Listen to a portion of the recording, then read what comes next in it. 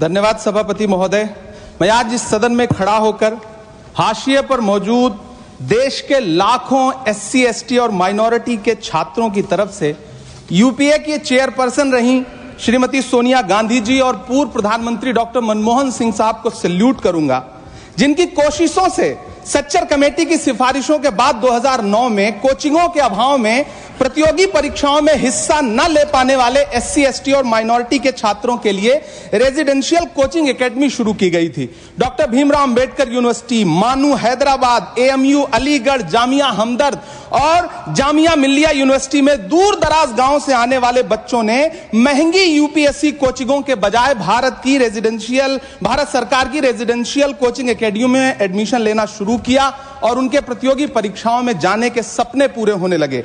इसी से प्रभावित होकर मुंबई के हज हाउस में 2009 में एक कोचिंग सेंटर शुरू किया गया, जिसके लिए सरकार से कोई फंड नहीं लिया गया, बल्कि हाजियों के रजिस्ट्रेशन फीस और सर्विस चार्जेस से बनने वाले हज कमेटी के कॉर्पस के एक हिस्से से इसे शुरू किया गया। तकरीबन 10 साल शानदार तरीके से चलने वाले इस कोचिंग सेंटर के रिजल्ट भी बढ़िया रहे। कई आईएएस दिए, आईपीएस दिए, महाराष्ट्र की स्टेट सर्विसेज में बच्चे सेलेक्ट होने लगे।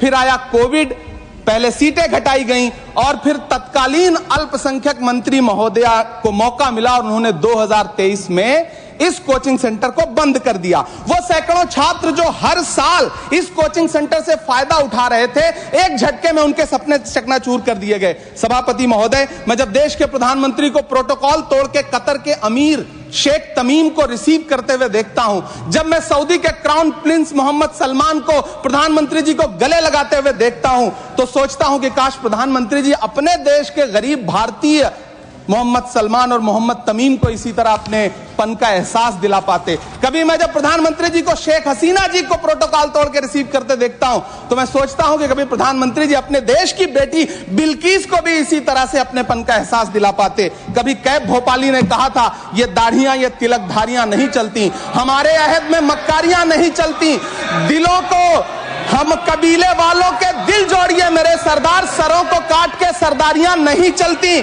सभापति महोदय, मेरा अल्पसंख्यक मंत्रालय से अनुरोध है कि हाजियों के पैसे से चलने वाले हज हाउस कोचिंग के कोचिंग सेंटर को फिर से शुरू किया जाए। न सिर्फ शुरू किया जाए बल्कि उसकी सीटें भी बढ़ाई जाएं। जब पैसा सरकार को नहीं देना है बल्कि हाजियों का जो कॉर्पस सैकड़ों करोड़ रुपए के रूप में इकट्ठा है, उससे इसको चलना है कोचिंग सेंटर को, तो फिर इस कोचिंग सेंटर को चलाने में और देश के बाकी हज हाउसेज में इसे शुरू करने से सरकार को परेशानी क्या है। मेरा अनुरोध है, यहां मंत्री महोदय बैठे हैं अल्पसंख्यक मंत्री, कि कृपया संज्ञान लें। देश के लाखों छात्र आपसे हम गुजारिश कर रहे हैं। श्रीमती सोनिया गांधी